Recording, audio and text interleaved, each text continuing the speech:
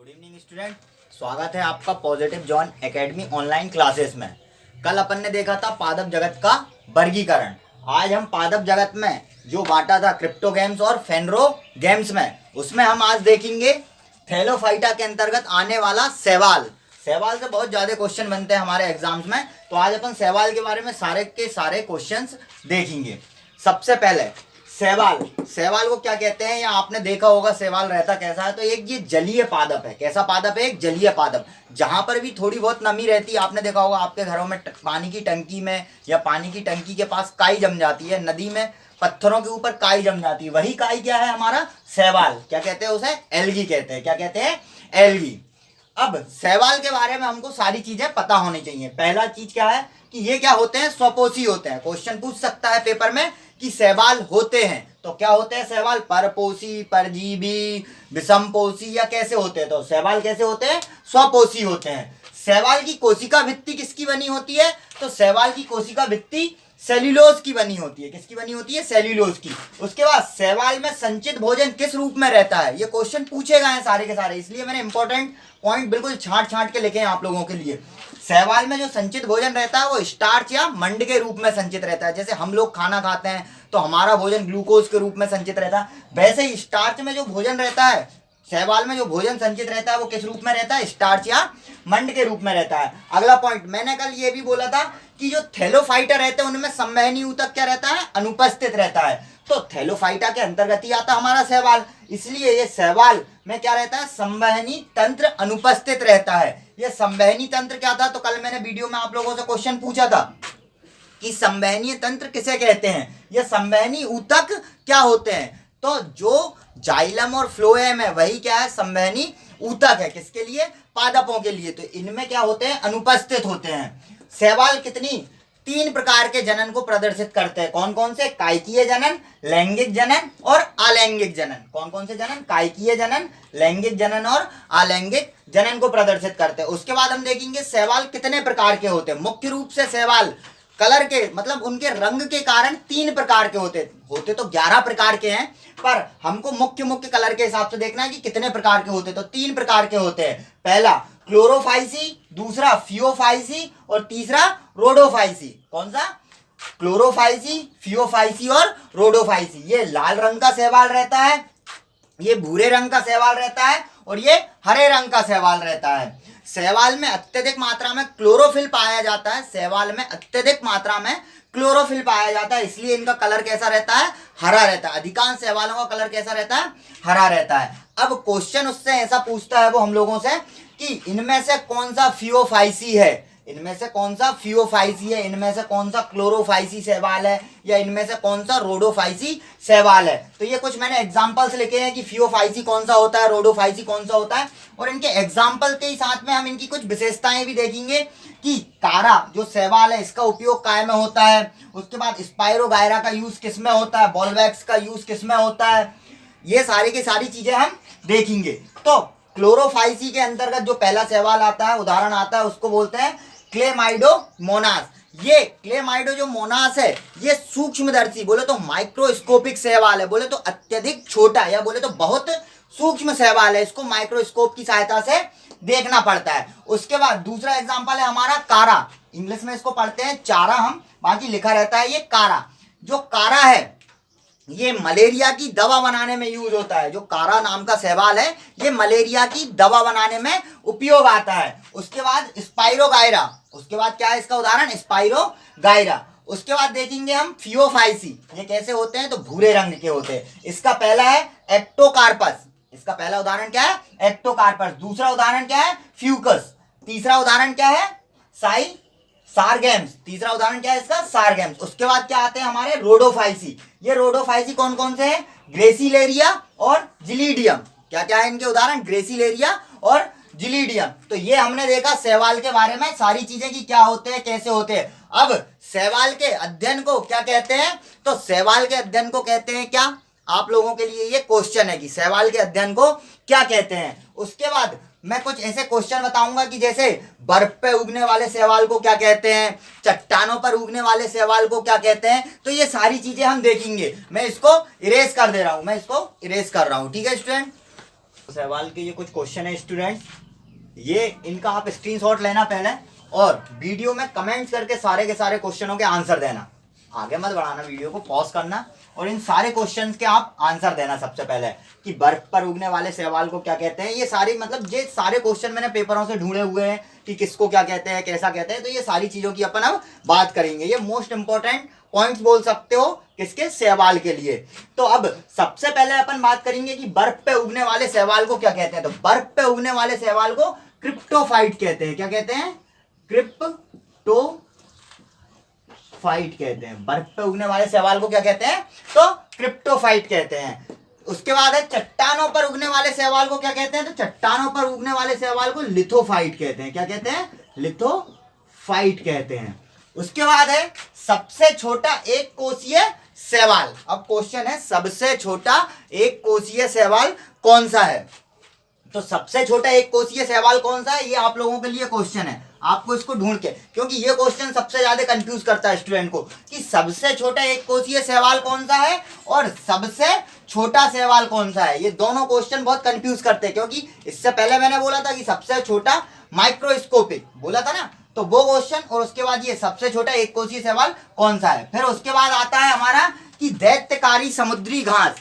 दैत्यकारी समुद्री घास कौन से शैवाल को कहते हैं, दैत्यकारी समुद्री घास किस शैवाल को। ये भी आप लोगों के लिए क्वेश्चन है। ये सारे क्वेश्चन आपको ढूंढना है और अभी भी ये आप लोगों के लिए क्वेश्चन ही है, ठीक है स्टूडेंट। फिर उसके बाद आता है सबसे बड़ा शैवाल कौन सा है। तो सबसे बड़ा शैवाल स्टूडेंट क्या है, कैल्प है। कौन है, कैल्प।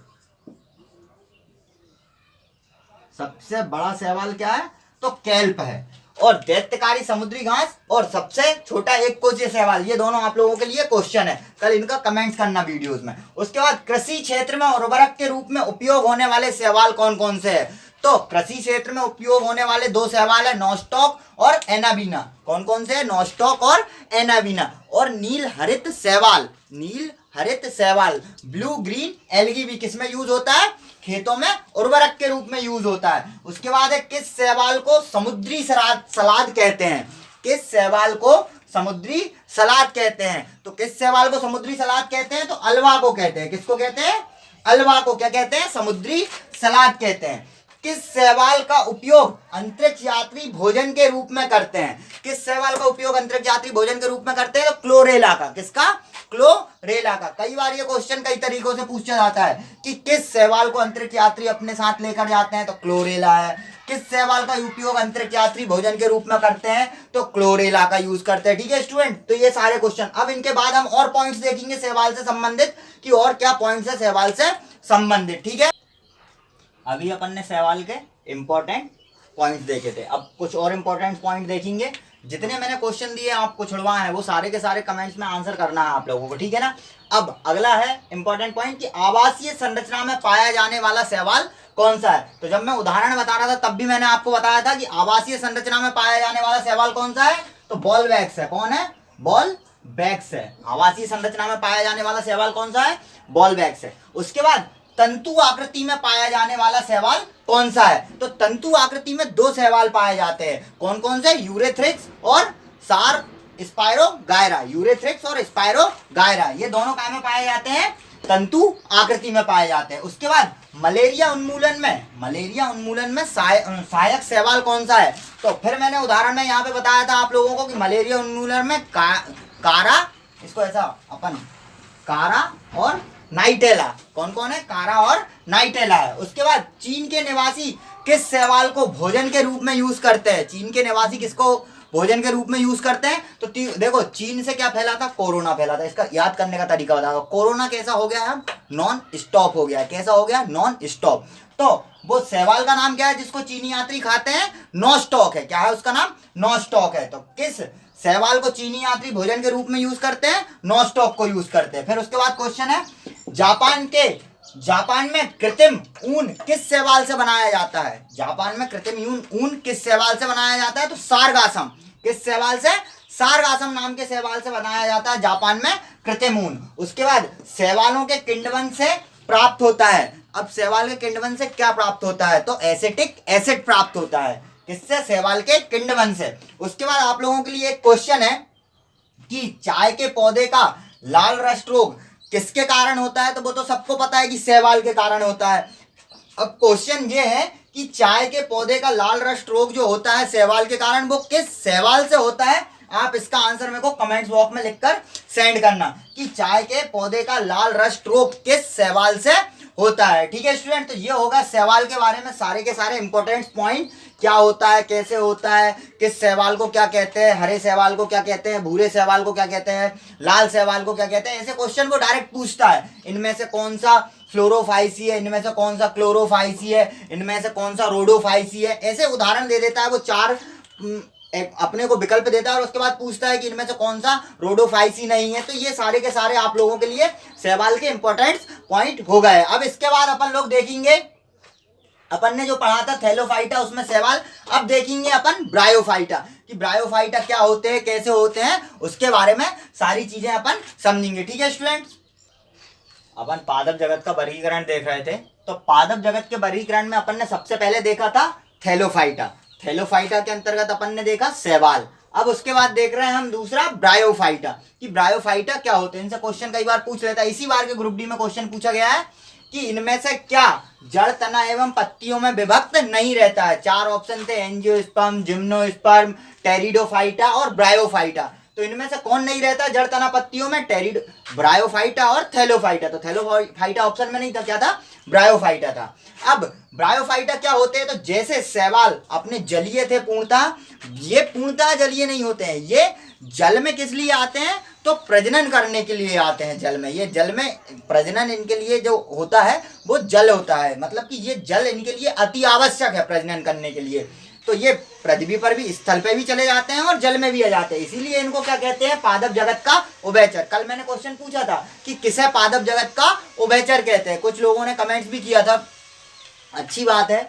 उसके बाद दूसरा, ये भी जड़, तना एवं पत्तियों में विभक्त नहीं रहते हैं। इसके बाद है, इनमें भी संवहन तंत्र या ऊतक नहीं पाया जाता है, मतलब कि जाइलम और फ्लोएम इनमें भी नहीं पाए जाते हैं। क्वेश्चन पूछ सकता है कि इनमें से किसमें जाइलम एवं फ्लोएम नहीं पाए जाते हैं, तो ब्रायोफाइटा में नहीं पाए जाते हैं, टेरिडोफाइटा में नहीं पाए जाते हैं, एंजियोस्पर्म में या जिम्नोस्पर्म में। तो किस में नहीं पाए जाते स्टूडेंट्स, ब्रायोफाइटा में संवहनी ऊतक या संवहनी तंत्र नहीं पाया जाता है। उसके बाद ब्रायोफाइटा से हमें क्या प्राप्त होता है, ईंधन प्राप्त होता है। क्या प्राप्त होता है, ईंधन प्राप्त होता है। फिर मैंने कल क्वेश्चन पूछे थे आप लोगों से कि सबसे बड़ा ब्रायोफाइटा कौन सा है और सबसे छोटा ब्रायोफाइटा कौन सा है। तो सबसे बड़ा ब्रायोफाइटा है डाउसोनिया। कौन है, डाउसोनिया। और सबसे छोटा ब्रायोफाइटा कौन सा है, तो जुप्सिस है। सबसे छोटा ब्रायोफाइटा कौन है, जुप्सिस है। उसके बाद ब्रायोफाइटा के एग्जांपल्स कौन कौन से हैं, हार्न बोट, रिवर बोट और मोसेस। ये क्या है, इसके ब्रायोफाइटा के एग्जांपल। तो ये हो गया हमारा ब्रायोफाइटा कंप्लीट। इनसे बस यही इंपॉर्टेंट पॉइंट में पूछ सकता है कि पादप जगत का उभयचर किसे कहते हैं, इनमें से क्या जड़, तना, पत्तियों में विभक्त नहीं होता है, इनमें किसमें संवहन तंत्र नहीं पाया जाता है, ब्रायोफाइटा से क्या प्राप्त किया जा सकता है, ईंधन प्राप्त किया जा सकता है, सबसे छोटा और सबसे बड़ा ब्रायोफाइटा क्या है। उसके बाद इनके एग्जाम्पल कि इनमें से कौन सा ब्रायोफाइटा नहीं है। ऑप्शन में लिख देगा horn boat, liver boat, Moses, और लिख देगा शैवाल या किसी भी शैवाल का नाम लिख देगा, कारा वगैरह, ऐसा कुछ भी। तो आप लोगों को इन चीजों को ध्यान से देना, क्योंकि ये क्वेश्चन ग्रुप डी में पूछा गया है इस बार, और मैं बार बार ग्रुप डी का एग्जाम्पल आप लोगों को इसलिए देता हूं क्योंकि स्टूडेंट लोगों ने, मतलब जिन लोगों ने एएलपी निकाल लिया था और भी एग्जाम निकाल ली, तो उन लोगों से ग्रुप डी का पेपर नहीं निकला था। मतलब कुछ तो दिया होगा उसने इस बार का पेपर, और इस बार के पेपर का लेवल सच में अच्छा खासा था। ठीक है ना, तो हमको बिल्कुल डीप तक पढ़ना है सारी चीजें, और बिल्कुल बेसिक से हाई लेवल तक पढ़ेंगे हम, एक एक की चीजें पढ़ेंगे। तो ये हमारा कंप्लीट हो गया ब्रायोफाइटा,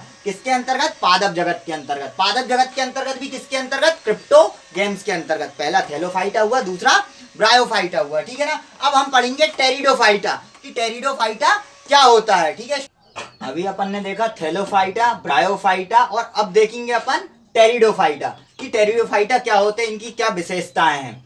तो इन्हें क्या कहते हैं, पादप जगत का सरीसृप कहते हैं। किसे, टेरिडोफाइटा को। कल मैंने क्वेश्चन पूछा था आप लोगों से, इन्हें पादप जगत का सरीसृप इसलिए कहते हैं क्योंकि ये क्या थे, ये स्थलीय बीज रहित पादप थे। स्थलीय बीज रहित पादप मतलब अभी तक जो हम पढ़ रहे थे ब्रायोफाइटा और थैलोफाइटा के बारे में, ये दोनों क्या थे, पूर्णतः जलीय थे। ये पूर्णतः क्या थे, जलीय।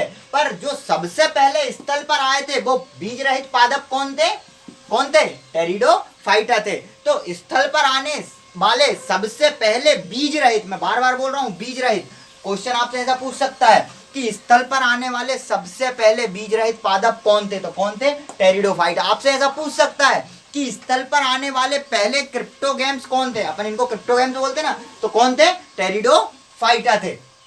अब अगला, इनमें क्या होता है, जड़, तना एवं पत्तियों में कुछ रूप में विभक्त होते हैं, मतलब पूर्ण रूप से तो नहीं पर कुछ रूप में क्या होते हैं, विभक्त होते हैं। ये मैंने सही का निशान लगाया इसमें कि ये भी क्या है, जड़, तना एवं पत्तियों में थोड़े थोड़े विकसित होते हैं। उसके बाद आप इनमें अपूर्ण संवहन तंत्र, अपूर्ण संवहन तंत्र या अपूर्ण संवहन ऊतक, अपूर्ण मतलब बोले तो कि पूर्ण रूप से नहीं पाए जाते जाइलम और फ्लोएम, इनमें जाइलम और फ्लोएम पूर्ण रूप से नहीं पाए जाते। कैसे पाए जाते, अपूर्ण या अविकसित रूप में पाए जाते हैं। उसके बाद ये बीज रहित स्थलीय पादप है। सबसे बड़ा टेरिडोफाइटा कौन सा है, तो अल्सोफिला है। कौन है, अल्सोफिला। आपको ये नहीं मिलेगा बुक्स में, है ना, बहुत ढूंढने के बाद मिले हैं ये सारी चीजें। उसके बाद सबसे छोटा टेरिडोफाइटा कौन है, तो एजोला है। कौन है, एजोला है। उसके बाद इनके एग्जाम्पल्स क्या, एग्जाम्पल्स में बार बार इसलिए लिखवा रहा हूँ आप लोगों को क्योंकि पेपर में इनके एग्जाम्पल ही सबसे ज्यादा पूछते हैं। तो इनके एग्जाम्पल क्या क्या है, डिक्सोनिया, फर्न, सिल्वर फर्न और इक्विसेटम। क्या है, फर्न, डिक्सोनिया, सिल्वर फर्न और इक्विसेटम। कल एक और एग्जाम्पल बताया था मैंने, फ्लाइंग स्पाइडर मंकी, टेरिडोफाइटा का ये एग्जाम्पल बताया था कल मैंने, फ्लाइंग स्पाइडर मंकी भी, यहाँ पे जगह नहीं बची थी।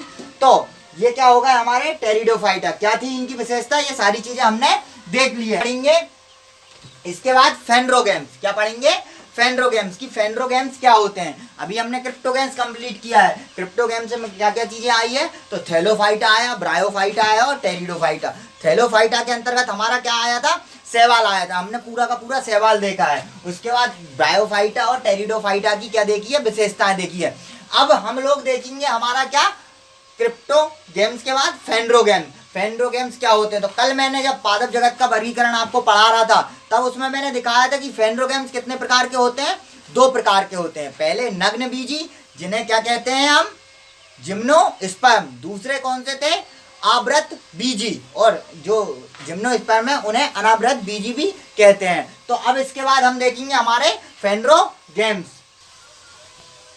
अब पढ़ेंगे हम फेंड्रोगेम्स। फेंड्रोगेम्स को और क्या बोलते हैं, पुष्पी पौधे भी बोलते हैं या बीजयुक्त पौधे। इससे पहले क्रिप्टोगेम्स पढ़ा था तो क्रिप्टोगेम्स को क्या बोलते थे, अपुष्पी पौधे या बीज रहित पौधे। अब फेंड्रोगेम्स को पुनः कितने भागों में बांटा गया है, 2 भागों में बांटा गया है। पहला भाग है अनावृत बीजी या नग्न बीजी या जिम्नोस्पर्म। दूसरा भाग है आवृत बीजी, एंजियोस्पर्म या पुष्पी पौधे। तो जो पुष्पी पौधे हम बार बार बोल रहे थे फेंड्रोगेम्स को, वो यही है। क्यों, क्योंकि इनमें पुष्प बनते हैं, पूर्ण रूप से इनमें क्या बनते हैं, पुष्प बनते हैं। पुष्प के बाद इनमें क्या, आवरण के अंदर बीज बनते हैं। अनावृत बीजी, नग्न बीजी या जिम्नोस्पर्म जिसको हम बोल रहे हैं, तो ये अनावृत बीजी क्या होता है, अनावृत बीजी का मतलब यहाँ पे है कि जो बीज रहता है, जो बीज बनता है उसके ऊपर कोई भी प्रकार का आवरण नहीं रहता है, इसलिए उसको अनावृत बीजी कहते हैं। और इसी कारण उसको क्या कहते हैं, नग्न बीजी भी कहते हैं, कि मतलब उस आवरण के, उस बीज के ऊपर कोई भी आवरण नहीं रहता है। इसके उदाहरण क्या क्या है, तो जामिया, उसके बाद सिकोया, पाइनस। ये जो जामिया है ये सबसे छोटा क्या है, जिम्नोस्पर्म है, सबसे छोटा जिम्नोस्पर्म है। और सबसे बड़ा जिम्नोस्पर्म क्या है, तो सिकोया है। कौन सा है, सिकोया। अब बात करते हैं आवृत बीजी की या एंजियोस्पर्म की या पुष्पी पादप की। ये आवृत बीजी क्या है, तो जो बीज रहता है वो किसके अंतर्गत पाया जाता है, आवरण के, एक प्रकार की भित्ति के अंदर पाया जाता है, इसलिए इसको क्या कहते हैं, आवृत बीजी कहते हैं या एंजियोस्पर्म कहते हैं या पुष्पी पौधे कहते हैं। अब इस आवरण के कारण, जो बीज है जिसके ऊपर आवरण पाया जाता है, इस आवरण के कारण इसको 2 भागों में बांटा गया है। पहला होता है एक बीजपत्री और दूसरा होता है द्विबीजपत्री। ये एक बीजपत्री और द्विबीजपत्री क्या है हम ये देखेंगे। तो एक बीजपत्री मोनोकोट मतलब होता है इसका कि जो बीज पत्र रहता है, जैसे आप लोगों ने गेहूं देखा होगा, गेहूं को आप 2 भागों में नहीं तोड़ सकते हो। आपने मक्का देखा होगा, आप मक्के के ऊपर का आवरण निकाल के उसके 2 भागों में अलग नहीं कर सकते हो।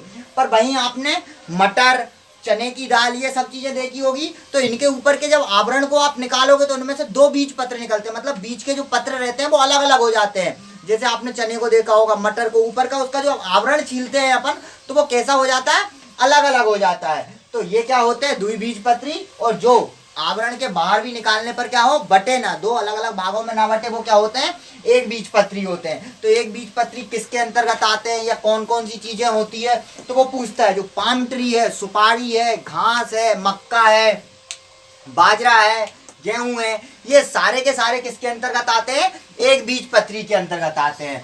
या जो ग्रेमिनीकुल है, ग्रेमिनीकुल जिसके अंतर्गत अपना गेहूं आता है, अधिकांश घास आती है, पाम ट्री आता है, वो ग्रेमिनीकुल किसके अंतर्गत आता है, एक बीजपत्री के अंतर्गत आता है। उसी प्रकार से एक कुल होता है एलिसी कुल। कौन सा कुल, एलिसी कुल, जिसके अंतर्गत प्याज आते हैं, लहसुन आते हैं, ये भी क्या होते हैं, एक बीजपत्री होते हैं। इनके बारे में हम डिटेल्स में पढ़ेंगे सारी चीजें कि बीजपत्री तो ये किस किस कुल में, मतलब कौन कौन से कुल एक बीजपत्री में आते हैं और कौन कौन से कुल द्विबीजपत्री में आते हैं। वैसे ही द्विबीजपत्री में आता है हमारा लिग्यूमिनोसी, क्रूसीफेरी। बोले तो अधिकांश दलहनी एवं तिलहनी जो बीज रहते हैं वो किसके अंतर्गत आते हैं, द्विबीजपत्री के अंतर्गत आते हैं। तो ये हो गया हमारा पूरा का पूरा क्रिप्टोगेम्स और फेंड्रोगेम्स। बोले तो पादप जगत का जो वर्गीकरण था वो हमारा अभी क्या हो गया है, कंप्लीट हो गया। कहां से स्टार्ट किया था हमने पादप जगत में, तो हमने स्टार्ट किया था क्रिप्टोगेम्स और फेंड्रोगेम्स पे। हम एक बार कोई रिवीजन करते हैं इसका, क्रिप्टोगेम्स और फेंड्रोगेम्स में। फेंड्रोगेम्स क्या होते थे,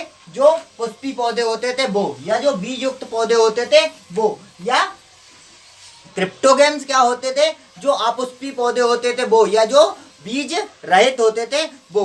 उसके बाद जो क्रिप्टोगेम्स था उसको हमने देख लिया था थैलोफाइटा, ब्रायोफाइटा और टेरिडोफाइटा के रूप में।